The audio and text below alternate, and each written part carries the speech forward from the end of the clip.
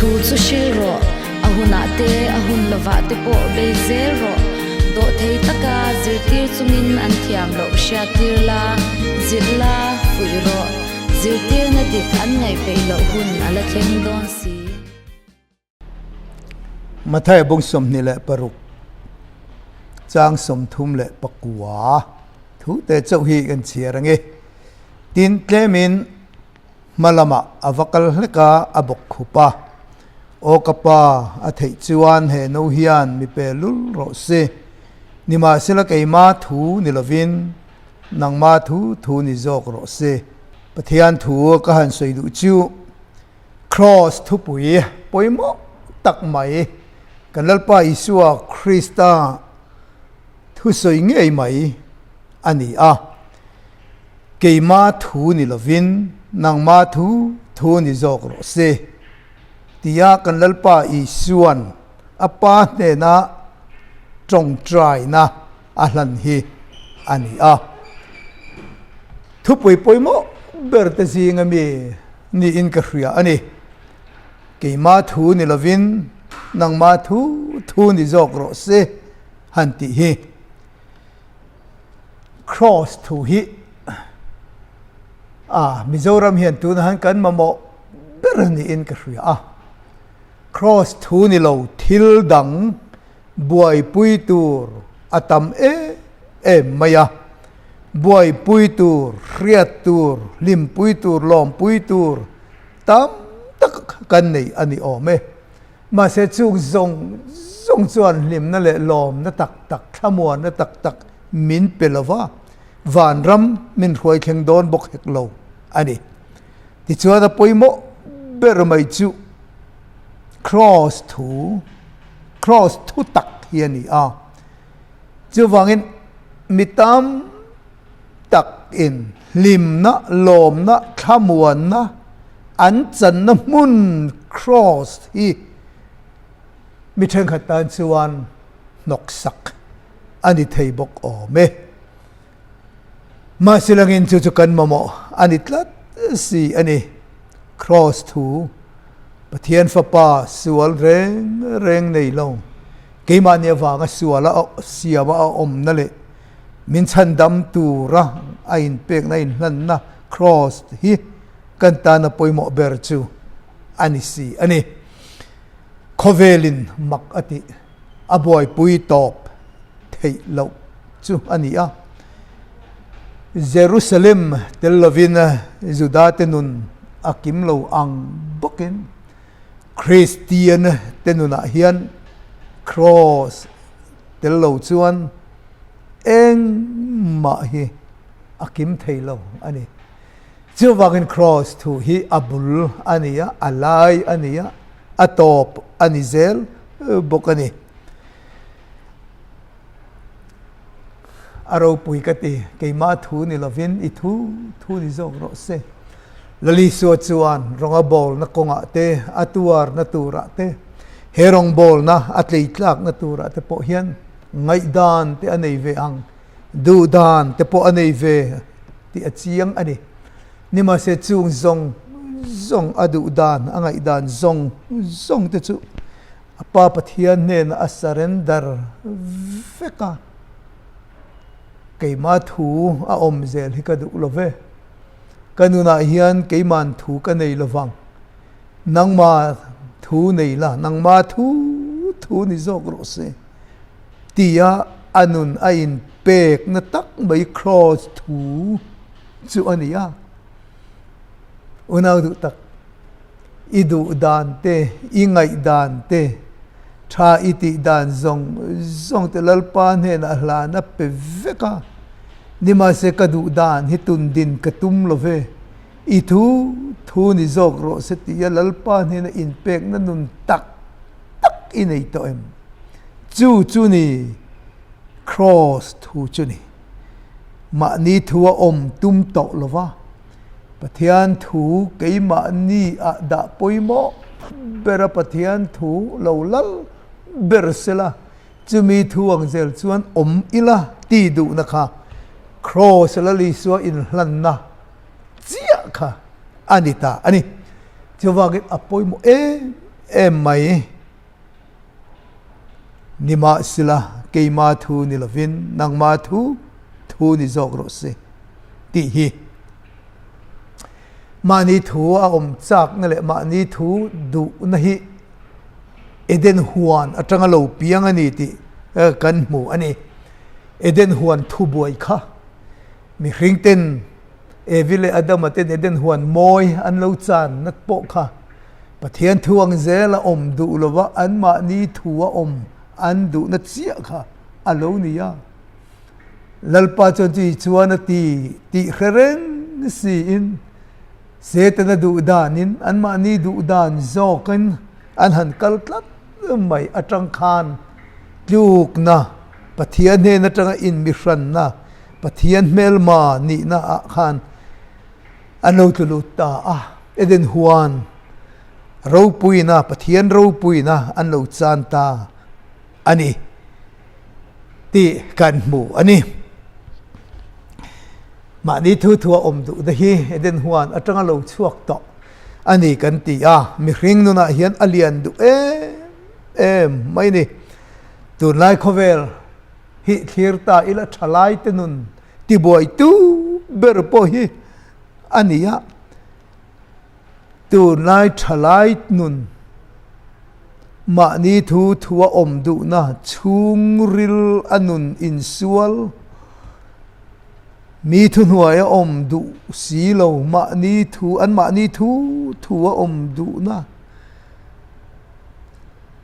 an ne ya chumi le cross thu cross le an ma ni mi mal nun zalen na hanin sual vel hi anas ani ma ni nun zalen na ma ni thu du na alian si chuti line cross Pathian rong kan han bol do na Chris kan han piang thara Pathian thuang zel anun kan tuma cross punun akan han kal don khan cross kan han put don khan cross chuan keima ni ngai dan le du dan each my life kan han ti keima nun ania ka thu ani kanuna hian thu iron nei tur ani lo keima nun ani anti na nun nen khan cross chu a in suwa a in kokal tat sialom chu tak mai chu ani kan lalpa I suan ama du dan zong te a han hlan vek anga ke nei po hian Pathian ne na kan du dan zong te kan hlan veka kan tlei rol kan tlangwal kan nulat nun zong te kan du dan le kan ngai dan zong te po Pathian ne na kan hlan veka Pathian du dan zok kan na ti puitling tur kan in pek nei apoi mo mai ni chunun chu kan dalpa I suwa khan alo dai chiang ani vile adamairo chuan levo in thleng te ponani ma ni du dan tun din tum na alalian zel chu ni eden huan moi adam vile adaman an lo chan pha na po kha ani tlat ani an du dan le Pathian du dan ain kala voin thleng hian chu nun chu ke ni mi hring te hian kan la nun pui zel ani dik tak chuan heng hi mi ngau ho western kan mi ngai san ho sap ho thu vuak thak dan hi ania apoi mai ani hei hian tu lai hian Mizorama po hian thalai te nun hi aron vezel maya apoi khop mai hei thil thalo takani kan ti theyang kadu danin kanungang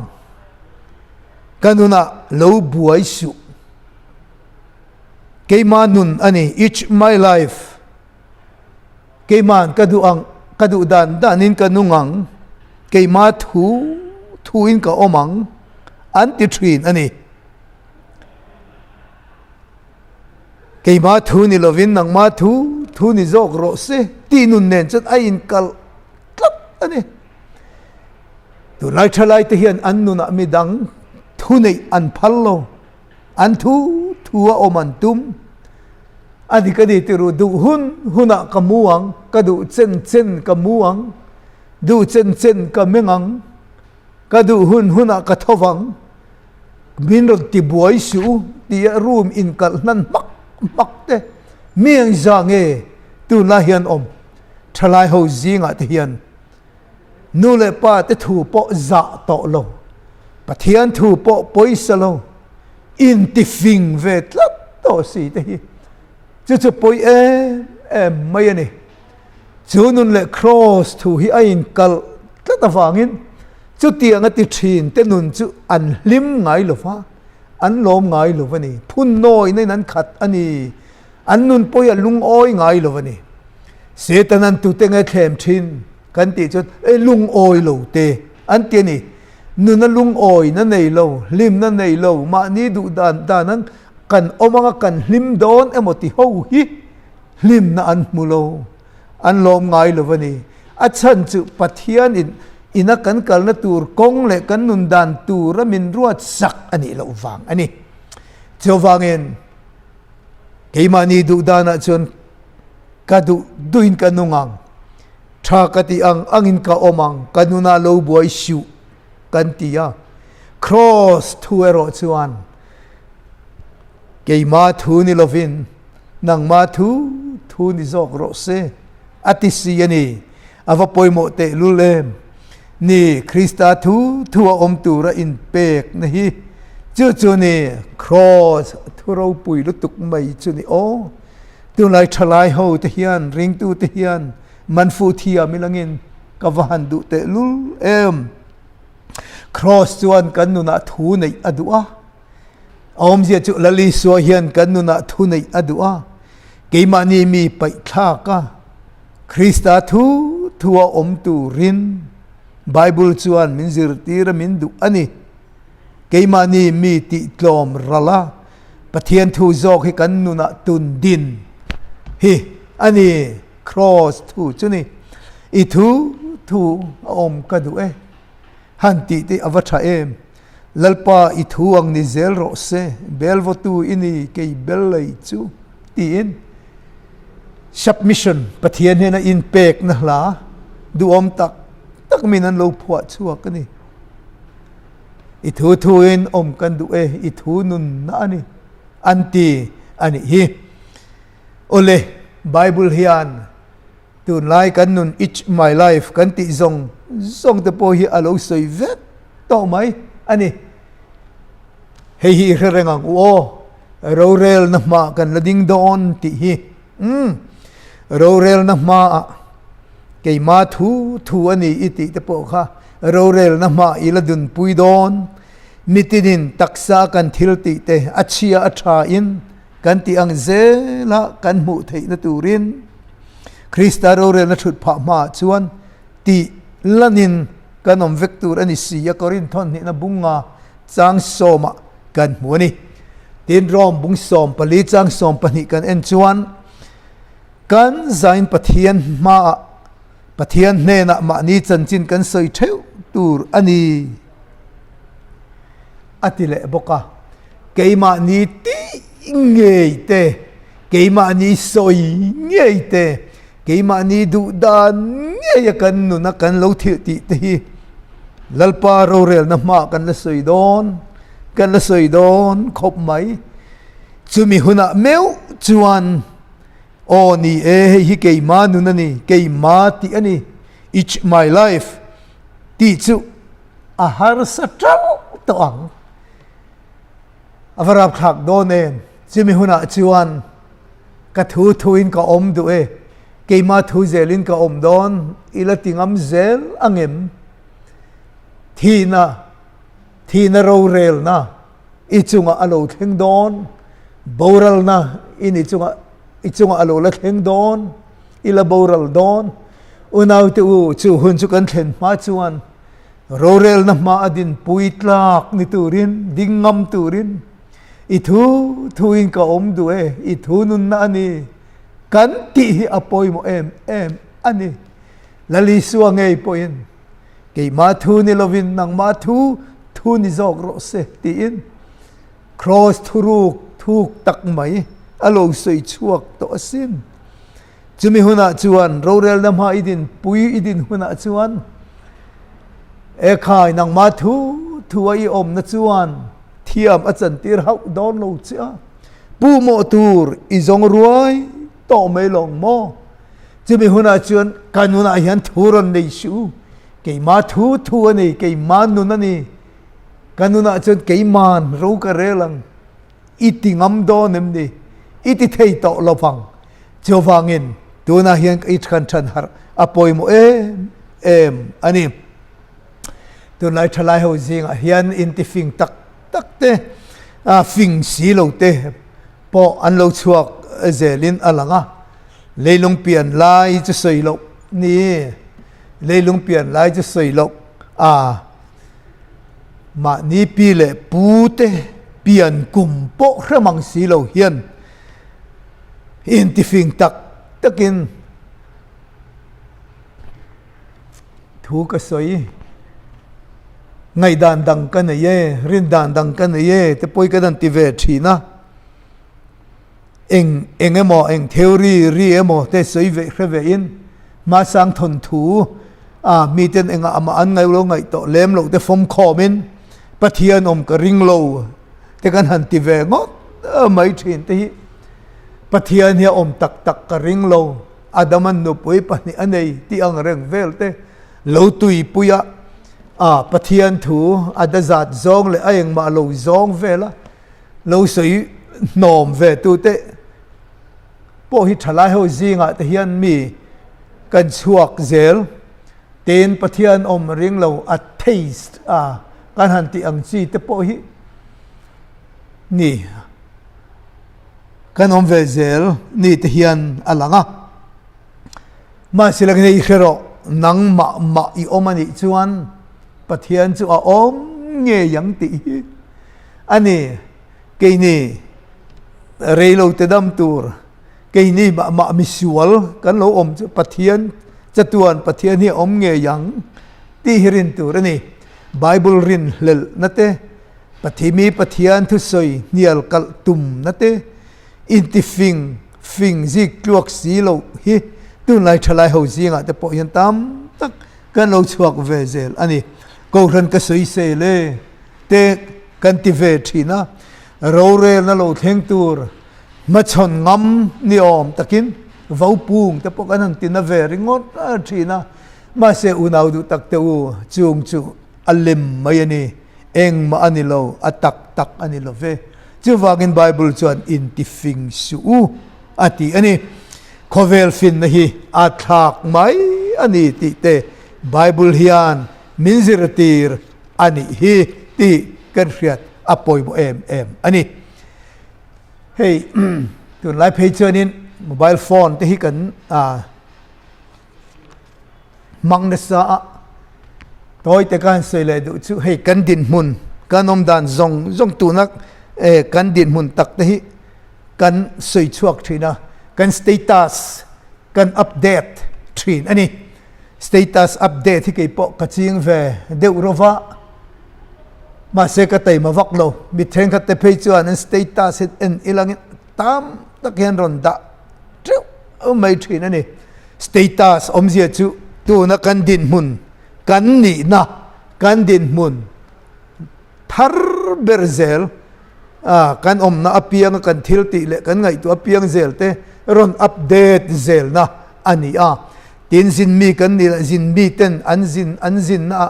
an chan chin an khen to chin an thil mu le an riat te an phone an ron update zel thina mu thein riat thein alo om thin ani i chan chin hi tuna hian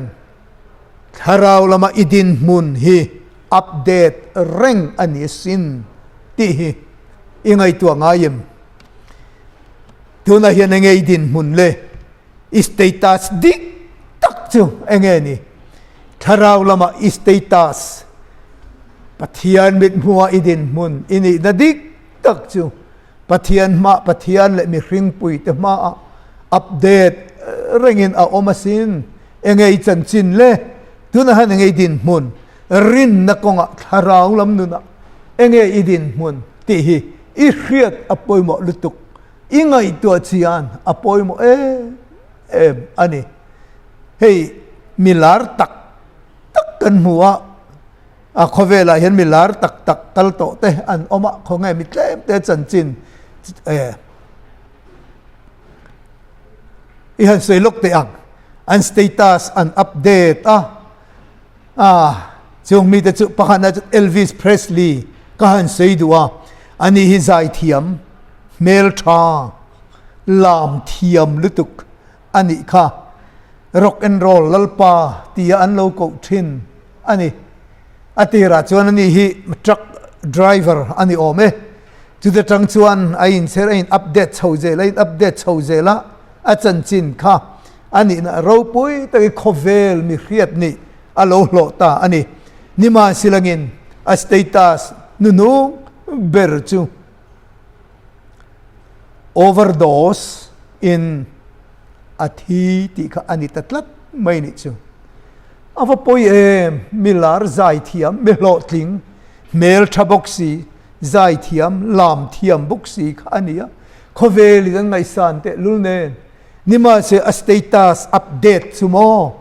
overdose in athi ti anita ani chu thalai te u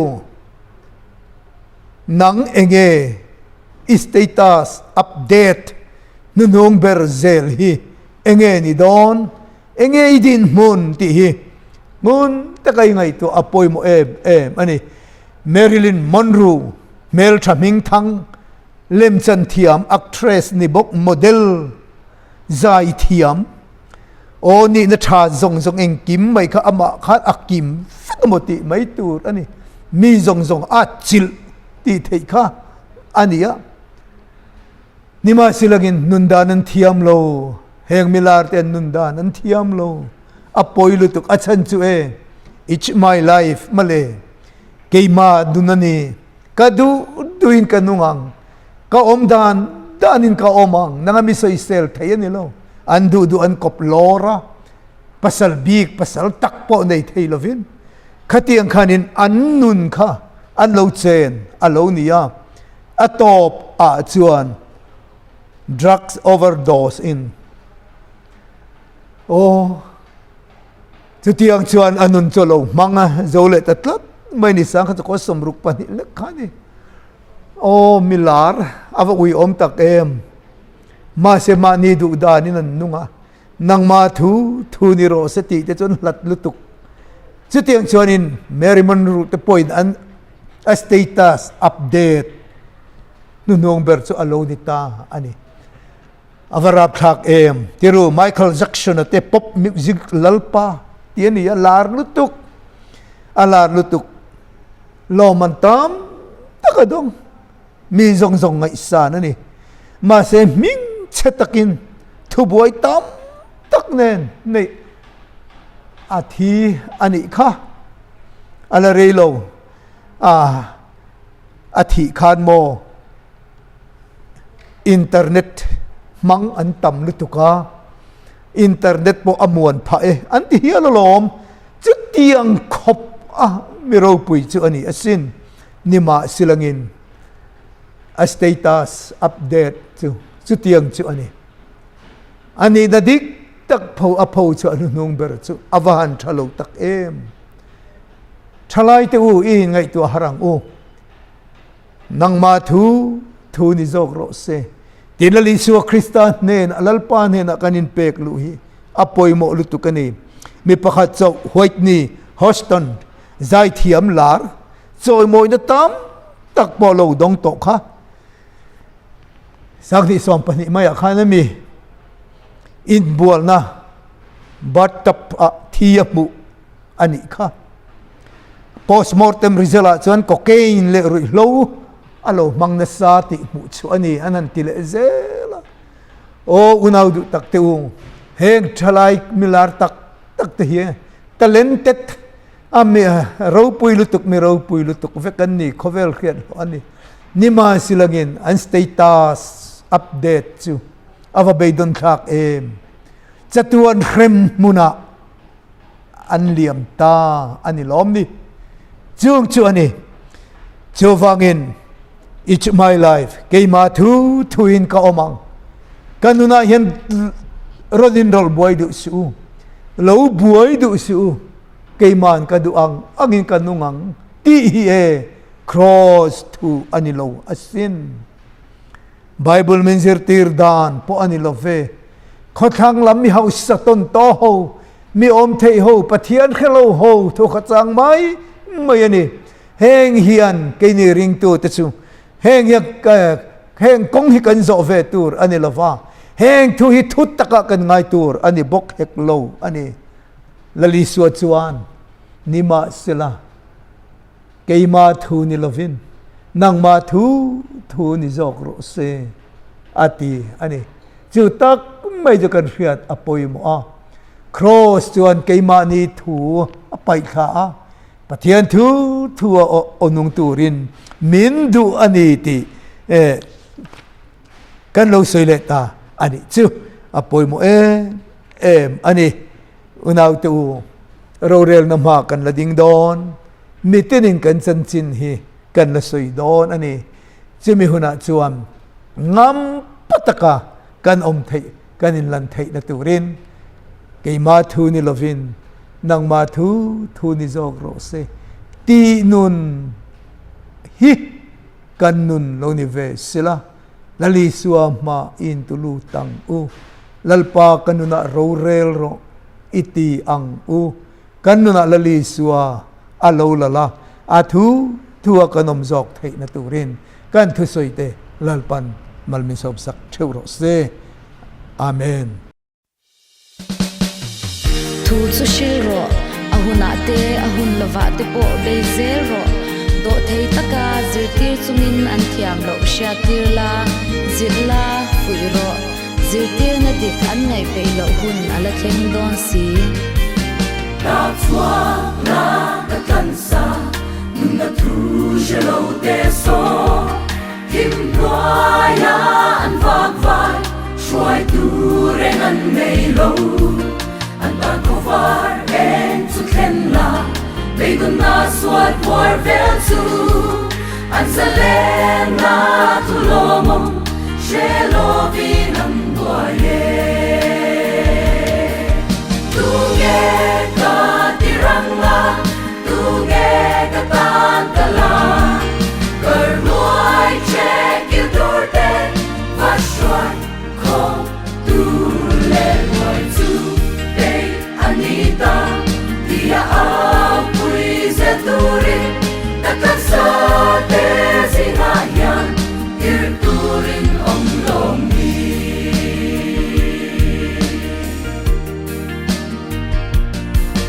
biang swal le re theite le chan hai te mei thai le Pathian bel tu reng an nei lo an ta la sawmna tu lawmthu tu nge kala au pui lo